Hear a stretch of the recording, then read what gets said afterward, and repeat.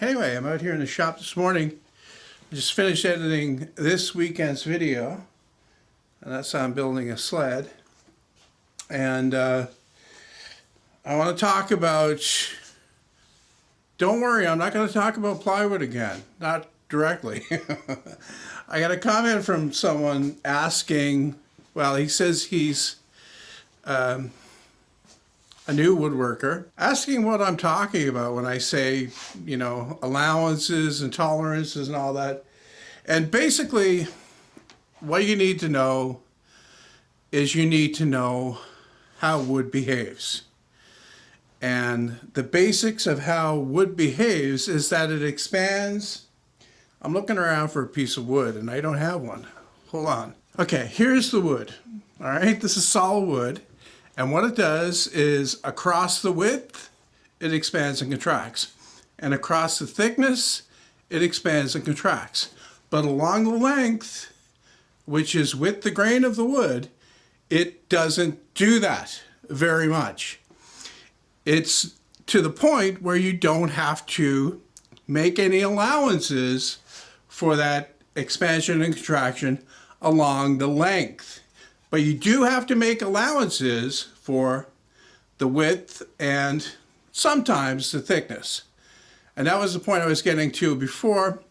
Generally, this thickness right here, or even double that, you don't have to make any allowances for. If it's going to expand and contract with seasonal changes, it's usually not going to have that much of an impact. However, if you get a wide panel, like you would have, say, in a solid wood door, you have to make allowances for that. And what I mean by allowances, you have to leave space for that panel to expand and contract. And not only do you have to leave space, is you cannot constrain it from expanding and contracting. It's going to do that anyway.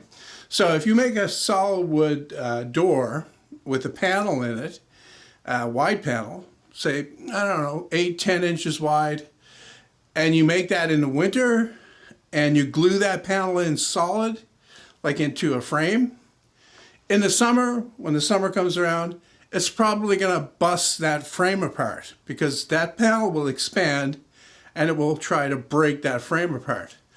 Conversely, if you make it in the summer and you glue that panel solidly in there, what you'll wind up with are probably cracks where it shrunk in the winter when the humidity fell. So that basically covers what I mean by allowances.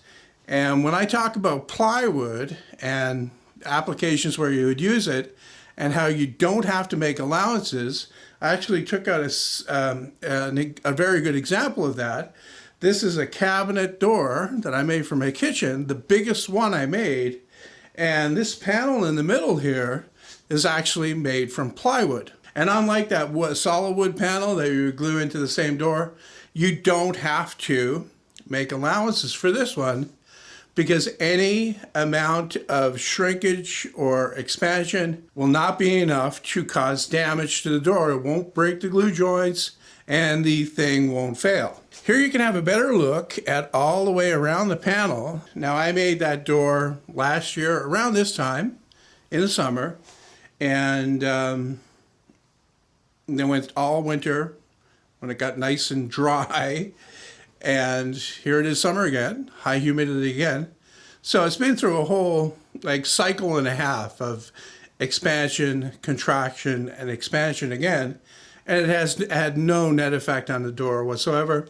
Whereas if it was made completely from solid wood, if you didn't make allowances for that, you would have problems. The panel would either crack or it would blow out the frame. Now let's move on to tolerance. And I think what some people assumed what I meant by that is that you should do your work sloppily, that you don't have to have tight joints and all that. And that's not what I mean. That is not what I mean. You can look at that door again and you can see that those joints are definitely not loose. What I mean is that when you're cutting the parts for the door, say you've got a rail on the bottom, rail on the top. If those parts are slightly mismatched, as in The one on the top is about 10 thousandths or 20 thousandths longer than the one on the bottom. That's well within tolerance, especially for a door this size. Ideally, the parts would be exactly the same size. However, you don't need to have them that close for them to work properly when you're working with wood.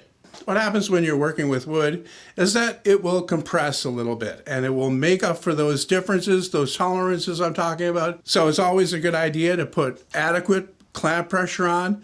You're going to hear everywhere, even today, which is total nonsense, that you can squeeze too much glue out of the joint by putting on too much clamp pressure.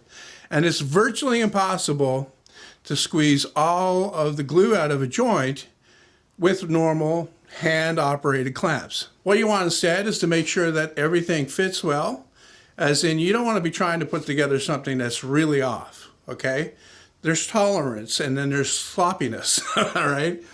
Don't leave tolerance and go into sloppiness. It's not good. Try to get the parts to fit properly before you glue it and clamp it up. What I would recommend anyone that's interested in woodworking and wants to get better at it is to learn about wood, in particular how it behaves, because that is critical to your understanding and the quality of your work going forward.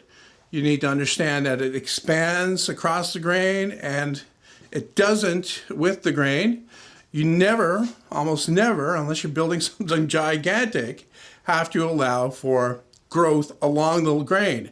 It simply doesn't happen. And that's the mechanism that gives plywood its stability over its length and its width.